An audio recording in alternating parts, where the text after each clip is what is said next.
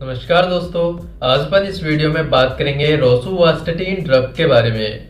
दोस्तों ये जो रोसुवास्टैटिन ड्रग आती है ये एक प्रकार से स्टैटिन ग्रुप्स की ड्रग आती है जो मेनली उन पेशेंट्स को दी जाती है जो फास्ट फूड्स वगैरह ज़्यादा खाते हैं या फिर जिसके कोलेस्ट्रॉल लेवल इंक्रीज रहता है, हार्ट अटैक के चांसेस इंक्रीज रहते हैं या फिर किसी के एमआई का अटैक मतलब मायोकार्डियल इन्फ्रैक्शन का अटैक या फिर ब्रेन स्ट्रोक का अटैक आया हुआ हो, उनको ये दवा प्रिस्क्राइब की जाती है।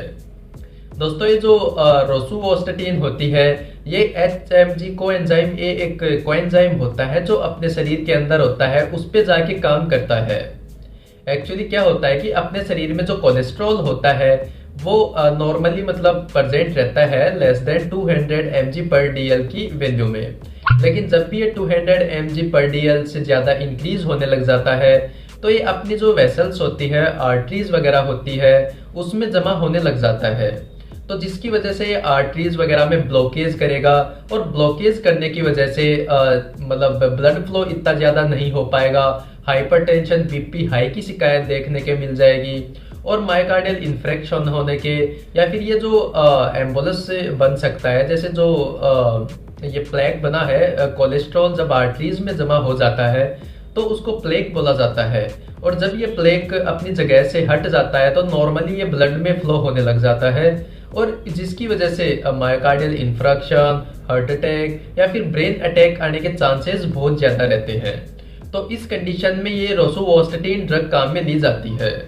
दोस्तों ये जो रोसुवास्टैटिन ड्रग होती है ये एक प्रकार से अपने शरीर में बैड कोलेस्ट्रॉल को डिक्रीज करता है और गुड कोलेस्ट्रॉल को इंक्रीज करता है। दोस्तों बैड कोलेस्ट्रॉल वो होता है जो अपने लीवर से या फिर जो नॉर्मली अपने ब्लड वेसल्स आर्टरीज में जो कोलेस्ट्रॉल प्रेजेंट रहता है उसको आर्टरीज में ही रखता है या फिर लीवर से लेके आर्टरीज में जमा कर देता है कोलेस्ट्रॉल ट्राइग्लिसराइड्स को, जिसकी वजह से एमआई के, स्ट्रोक के या फिर बीपी हाई होने के चांसेस, एथेरोस्क्लेरोसिस होने के चांसेस बहुत ज़्यादा इंक्रीज हो जाते हैं। तो ये जो लो डेंसिटी लाइपोप्रोटीन होता है जिसको बैड कोलेस्ट्रॉल बोला जाता है, ये जितना कम होना चाहिए अपने शरीर में उतना ही अच्छा रहता है। इसके साथ में हाई डेंसिटी लाइपोप्रोटीन होता है जिसको गुड कोलेस्ट्रॉल बोला जाता है। तो ये जो हाई डेंसिटी लाइपोप्रोटीन होता है ये जो ब्लड वेसल्स आर्टरीज में जो कोलेस्ट्रॉल प्रेजेंट रहता है, एथेरोस्क्लेरोसिस होने के चांसेस को कम कर देता है। जो कोलेस्ट्रॉल प्रेजेंट रहता है उसको ब्लड वेसल्स से लेके और अपने लीवर तक लेके जाता है ताकि लीवर में मेटाबॉलिज्म वगैरह होके ये वेस्ट प्रोडक्ट बाहर निकल जाता है और जो अपनी आर्टरीज वगैरह रहती है वो हेल्दी रहती है। तो इस प्रकार ये जो रोसुवास्टैटिन होती है ये गुड कोलेस्ट्रॉल को, HDL को इंक्रीज करती है और bad cholesterol, low density lipoprotein या फिर ट्राइग्लिसराइड्स को डिक्रीज करती है, जिससे मायोकार्डियल इन्फ्रैक्शन, हार्ट अटैक के या फिर ब्रेन अटैक, स्ट्रोक के चांसेस डिक्रीज हो जाते हैं। तो ये जो रोसुवास्टैटिन होती है ये इस प्रकार अपने शरीर में काम करती है। दोस्तों ये जो रोसुवास्टैटिन होती है इसके कुछ साइड इफेक्ट्स भी देखे जाते हैं कि इसको काफ़ी लंबे समय तक ले या फिर इसकी टॉक्सिसिटी ज़्यादा ले ले, मतलब ज़्यादा डोज में ले ले तो इसके कुछ दुष्प्रभाव या फिर साइड इफेक्ट्स देखने को मिल सकते हैं। जैसे इसका मोस्ट कॉमन साइड इफेक्ट होता है इसको ज़्यादा लंबे समय से लेने की वजह से ये मसल्स में वॉस्टिंग करती है, मसल डिस्ट्रक्शन करती है जिसको रेबिडोमायोलाइसिस बोला जाता है, जिसकी वजह से मसल्स में पेन देखने को मिल सकता है। दूसरी बात ये इंडाइजेशन, एब्डोमिनल पेन कर सकती है, पेट में दर्द हो सकता है या फिर नोजिया, वोमिटिंग, जी मचलाना, उल्टी आना, डिजीनेस, चक्कर आना, सर में दर्द होना, ये सामान्य दुष्प्रभाव इसके देखने को मिल सकते हैं। लेकिन दोस्तों इसकी जैसे जैसे टॉक्सिसिटी शरीर में कम होने लगती है, इसकी डोज जैसे जैसे अपने शरीर में कम होने लगती है तो ये जो साइड इफेक्ट्स होते हैं ये अपने शरीर में नॉर्मली ठीक होने लग जाते हैं। इसके अलावा दोस्तों ये सबसे ज़्यादा अपने जो लीवर होता है उसको इफेक्ट बहुत ज़्यादा करता है और इसके साथ में अपने शरीर में जो ब्लड ग्लूकोज लेवल होता है उसको भी इंक्रीज करता है। तो ये जो रोसुवास्टैटिन होती है ये लीवर को भी डैमेज करने के चांसेस रखती है, इसके अलावा डायबिटीज मेलाइटस करवाने के चांसेस भी रखती है। तो दोस्तों इसको देने से पहले जो पेशेंट होता है उसके लीवर फंक्शन टेस्ट जैसे AST, ALT, SGOT, SGPT वगैरह कर लेने चाहिए।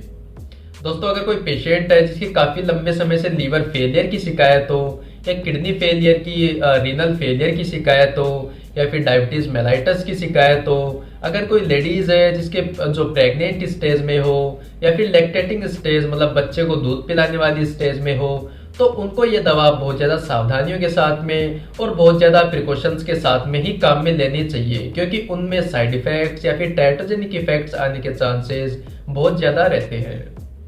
दोस्तों, रोसुवास्टेटिन ड्रग लेने के साथ में आपको सबसे जो प्रायोरिटी काम रखना रहता है वो एक्सरसाइज पे भी रखना रहता है। आपको डेली एक्सरसाइज करनी रहती है ताकि जो फैट डिपॉजिट है आपके शरीर में वो डिक्रीज हो जाए। इसके अलावा आपको डाइट में भी लो फैट डाइट लेनी होती है, जैसे आपको एनिमल फैट या फिर एनिमल फूड नहीं खाना होता है, अवॉइड करना रहता है। मिल्क जो होता है वो भी आपको लो कोलेस्ट्रॉल वाला, मतलब जिसमें फैट बहुत ज़्यादा कम हो, वो यूज़ में लेना चाहिए। जैसे बकरी का दूध हो गया या फिर काऊ का, मतलब गाय का दूध हो गया, वो काम में लो। इसके अलावा आपको चपाती के साथ में आपको बटर भी काम में नहीं लेना चाहिए। जो सब्जी वगैरह होती है वो विदाउट ऑयल सब्जी होनी चाहिए, मतलब तेल का प्रयोग नहीं होना चाहिए उसमें, क्योंकि उसमें भी फैट होता है। इसके अलावा फ्रूट्स वेजिटेबल्स आप कोई भी खा सकते हो। फ्रूट्स में जो ग्रेप्स होते हैं, खट्टी चीज़ होती है, जैसे ऑरेंजेस हो गए, लेमन हो गया, ग्रेप्स हो गए, इनको थोड़ा लिमिट मात्रा में लेना होता है, क्योंकि ये खट्टी चीज़ होती है, ये हाइपरटेंशन करवाने के चांसेस या फिर रिस्क रखते हैं, तो इनको लिमिट में रखना चाहिए हमेशा। तो इस प्रकार दोस्तों ये रोसुवास्टेटिन के बारे में रिव्यू था, इसकी जानकारी थी। दोस्तों, दवा को आप हमेशा डॉक्टर के परामर्श से ही काम में लें, डॉक्टर के प्रिस्क्रिप्शन से ही काम में लें, अपने आप से दवा को कभी भी काम में ना लें। दोस्तों, रोसुवास्टेटिन ड्रग की इंफॉर्मेशन आपको थोड़ी भी इंफॉर्मेटिव लगी हो, थोड़ी भी नॉलेजेबल लगी हो, तो वीडियो को लाइक एंड कमेंट जरूर कर दें। चैनल को सब्सक्राइब करना ना भूलें। Thank you.